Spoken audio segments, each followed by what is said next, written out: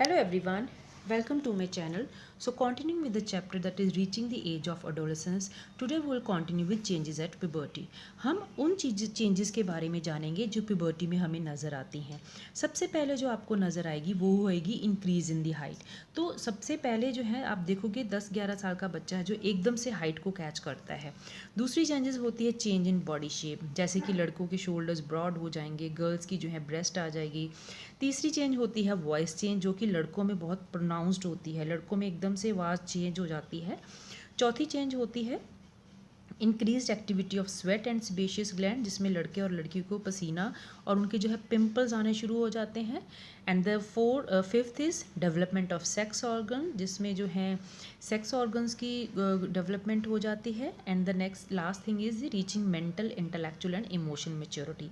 यहाँ पे जो है लड़के लड़कियाँ अपने फ्यूचर के बारे में सोचते हैं, उनमें मेंटल इंटेलेक्चुअल और इमोशनल मेच्योरिटी आ जाती है। तो let's start each point in detail.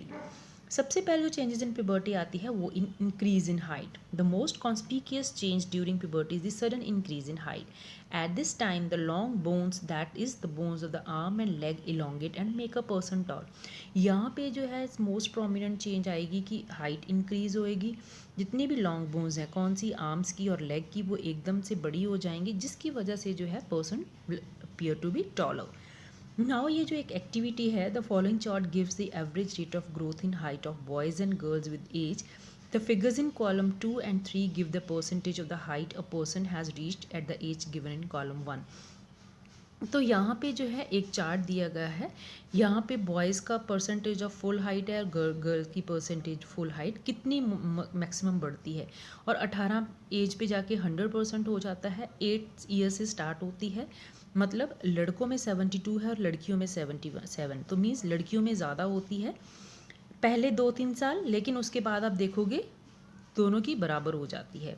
यहाँ पे कैलकुलेशन फॉर फुल हाइट के लिए आप ये फॉर्मूला लगाओगे, प्रेजेंट हाइट जो आपकी सेंटीमीटर है, percentage of full height at this age जो आपके इस चार्ट में दी हुई है, और इनटू 100 करोगे, राइट। तो अगर जो है आपकी हाइट जैसे 160 मीटर टॉल आ गई है, तो अगर आपकी हाइट इतनी ही आ रही है, जैसे एक 9 ईयर ओल्ड के बच्चे की बात कर रहे हैं, तो मीन्स आपका ग्रोथ पैटर्न बिल्कुल सही जा रहा है। तो इससे आप कंपेयर कर सकते हैं कौन सी एज में जो है एक लड़का लड़की कितनी हाइट तक पहुंचेगा। यहाँ पे भी जो आप ग्राफ देख रहे हैं, ये जो रेड वाला है ये जो है बॉयज़ के लिए है, ब्लू वाला है जो गर्ल्स के लिए है। तो आप देख रहे हैं कि जो गर्ल्स वाला ग्राफ है जो पहले ऊपर जा रहा है, means it is going at a faster rate as compare to boys. लेकिन जैसे जैसे 18 साल की एज तक पहुँच रहे हैं, आप देखोगे कि दोनों की जो है रीडिंग सेम आने लगी है दोनों, when they are reaching up to the age of 17-18, जहाँ पे दोनों ग्राफ की जो है हाइट है सेम होने जा रही है। Now initially girls grow faster than boys, but by about 18 year of age both reach their maximum height. लड़कियों की ग्रोथ हमेशा फास्टर होती है एज़ कम्पेयर टू बॉयज़, लेकिन 18 साल तक जाते जाते दोनों हैं अपनी मैक्सिमम हाइट तक पहुँच जाते हैं। The rate of growth in height varies in different individual, this is very important. Her person का अपना ग्रोथ रेट होता है और ये हर पर्सन में हर इंडिविजुअल में वेरी करती है। सम में grow suddenly at puberty and then slow down, while others में ग्रो ग्रेजुअली। हो सकता है आप में से आपकी क्लास में से कुछ बच्चे एकदम से उनकी हाइट बढ़ जाए और फिर उसके बाद जो है एकदम से जो है उनकी ग्रोथ में आपको कोई सडन चेंज नहीं दिखेगी। लेकिन कुछ को देखोगे आप धीरे धीरे बढ़ रहे हैं, कोई इतनी फास्ट उनमें चेंज नहीं आ रही है, लेकिन उनमें भी ग्रोथ हो रही है। नाउ ये पहेली सोच रही है, आई am worried though I have become taller, my face look much smaller compare to my body. अब पहेली बेचारी को चिंता है कि वो बड़ी तो होगी है लेकिन अभी भी इसका फेस छोटा लगता है as compare to body.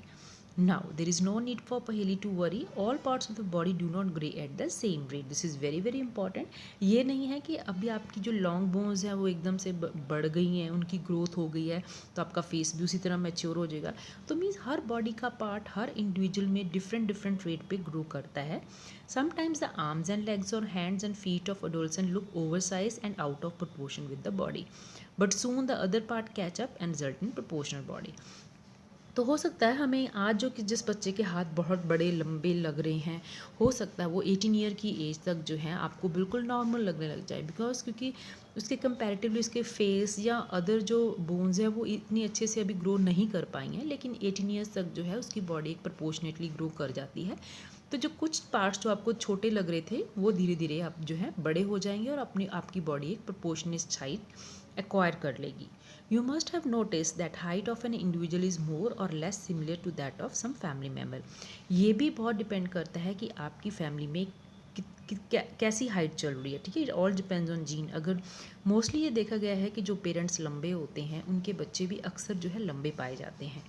This is because height depend on the gene inherited from parents. This is very important. ये जो हाइट है ये डिपेंड करती है कि आपके जीन्स कैसे हैं, जो कि आप कहाँ से एक्वायर करोगे, फ्रॉम योर पेरेंट्स। तो अगर आपके पेरेंट्स ऑलरेडी छोटी हाइट के हैं तो ये काफ़ी हद तक ये मानते हैं कि उनके बच्चों की भी हाइट उतनी ही जाएगी।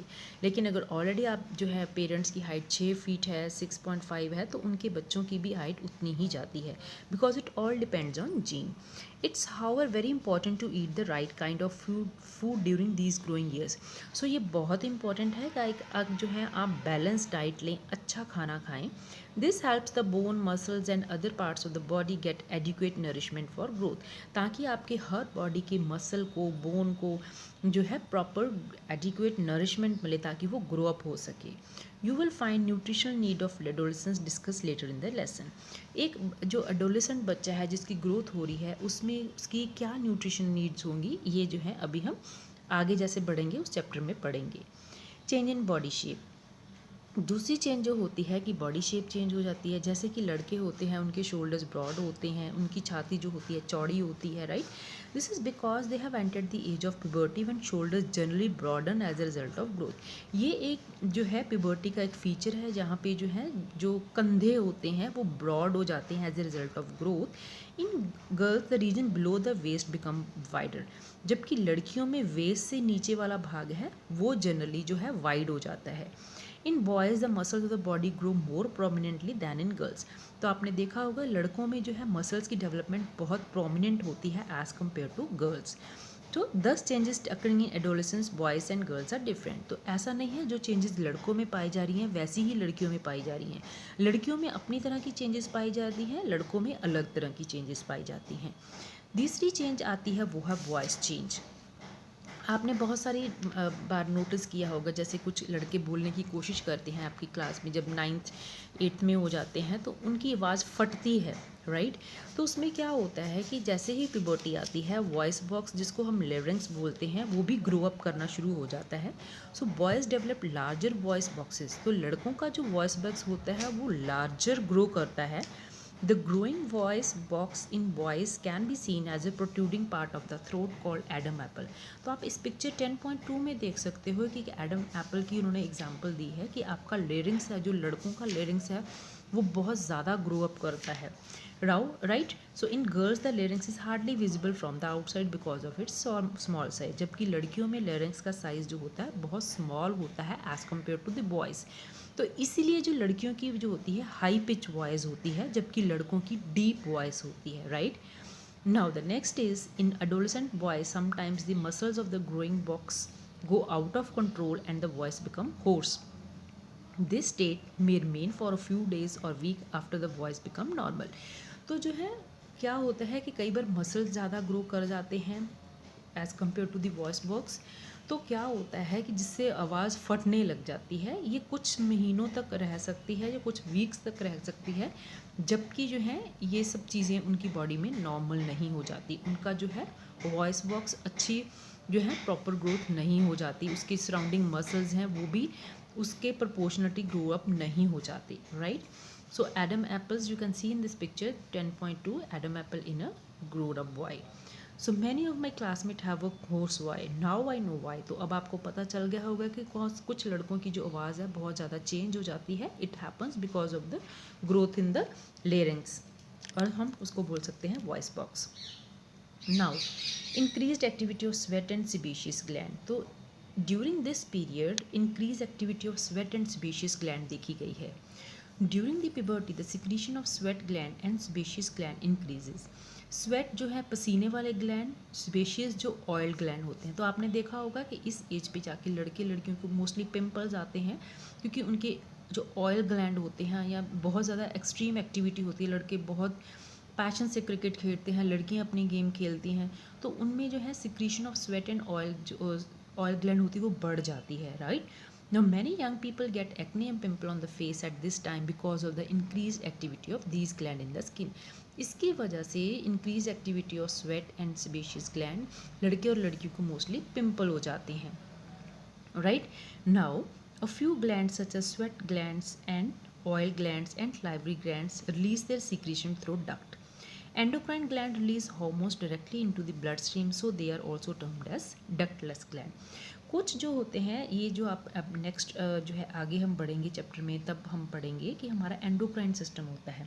सो एंडोक्राइन सिस्टम क्या होता है? It's a collection of specialised organ that secrete particular chemical substance called gland, right. ये जो ग्लैंड होते हैं स्पेसिफिक प्लेसेस पे होते हैं इनसाइड अवर बॉडी, राइट. जैसे कि एड्रीनल ग्लैंड हो गया, ये हमारी किडनी के ऊपर होता है. जैसे पिट्यूटरी ग्लैंड हो गया, हमारे बेस ऑफ द स्कल के नीचे होता है. तो ये जो ग्लैंड्स होते हैं ये सिक्रीट करते हैं हार्मोन जिसको हम केमिकल मैसेंजर बोलते हैं, राइट. नाउ यहाँ पे जो बात होती है जैसे sweat gland, oil gland, salivary gland, ये किसके थ्रू सिक्रीशन रिलीज करते हैं? Through the duct. जबकि कुछ जो हार्मोन्स होते हैं सीधा ब्लड स्ट्रीम में आते हैं, राइट. ऐसे हार्मोन्स, ऐसे केमिकल्स जो हमारी ब्लड स्ट्रीम में सीधे डायरेक्ट आते हैं हम उनको बोलते हैं डक्टलेस ग्लैंड. लेकिन डक्ट क्या होती है? एक पाउच लाइक स्वेलिंग होती है. जैसे कि स्वेट ग्लैंड और जो सलाइवरी ग्लैंड है ये इनकी सिक्रीशन थ्रू डक्ट होती है. जबकि कुछ हार्मोन ऐसे होते हैं जिनकी सिक्रीशन सीधा ब्लड में होती है, किसी डक्ट के थ्रू नहीं होती है. The next change is development of sex organ. So look at figure 9.1 and 9.3 of the previous lesson which shows sex organs of the humans. At puberty, male sex organs like the testes and penis develop completely. The testes also begin to produce sperm. तो जो है लड़कों में जो है testis and penis की growth हो जाती है और वो जो है स्पर्म्स प्रोड्यूस करना शुरू कर देती हैं. जबकि एग गर्ल्स में जो है ओवरीज भी एनलार्ज कर जाती हैं and eggs begin to mature. Also ovary start releasing mature egg. तो जिसमें जो है एग्स जो हैं हर महीने जो है एक एग जो है रिलीज़ करती है ओवरी, जिसको हम बोलते हैं मेंस्ट्रुएशन, जिसके बारे में हम जो है नेक्स्ट क्लास में पढ़ेंगे, राइट. तो इस तरीके से हमने देखा कि लड़कों में जो है स्पर्म्स की प्रोडक्शन स्टार्ट हो जाती है और लड़कियों में जो है पीरियड स्टार्ट हो जाते हैं जिसको हम मेंस्ट्रुएशन बोलते हैं. That is the releasing of mature egg. अब जो है लास्ट चेंज है reaching mental, intellectual and emotional maturity. यहाँ पे जो है लोग जो बच्चे हैं mentally, intellectually and emotional maturity acquire करते हैं, right. Now adolescence is a period of change in a person's way of thinking. बच्चों के जो है वे ऑफ थिंकिंग चेंज हो जाता है. वो सोचते हैं कि now we are more independent than before and self conscious. वो अपने सजने सवरे पर ध्यान देते हैं, अपने आप को इंडिपेंडेंट बनाते हैं, right. Intellectual development take place and they tend to spend considerable time thinking. वो अपने भविष्य के बारे में सोचते हैं, पढ़ाई के बारे में सोचते हैं. Now in fact it is often the time in one's life when the brain has the greatest capacity for learning. तो यहाँ पे ये जो है एडोलेसेंस पीरियड होता है वो एक आपका सबसे maximum capacity for learning period होता है, right. Now sometimes however an adolescent may feel insecure while trying to adjust to the changes in the body and mind. तो कुछ बच्चे हैं जो घबरा जाते हैं इस पीरियड में कि जो हैं वो अपनी बॉडी और माइंड की इन कशमकश में जो है एडजस्ट नहीं कर पाते. लेकिन सब बच्चों को ये जानना चाहिए कि हमें इनसिक्योर नहीं फील करना है. सो ये जो हमारी बॉडी में चेंजेस आ रही हैं they are a natural part of growing up. So जो है जो सब कुछ हमारी बॉडी में हो रहा है, जो जैसे हमारी बॉडी धीरे धीरे ग्रो अप हो रही है, तो ये सब एक नॉर्मल है. तो इसमें जो है घबराने की कोई ज़रूरत नहीं होती है. तो नेक्स्ट वीडियो में will discuss about the secondary sexual characters. Till then you stay tuned. Thank you so much for watching.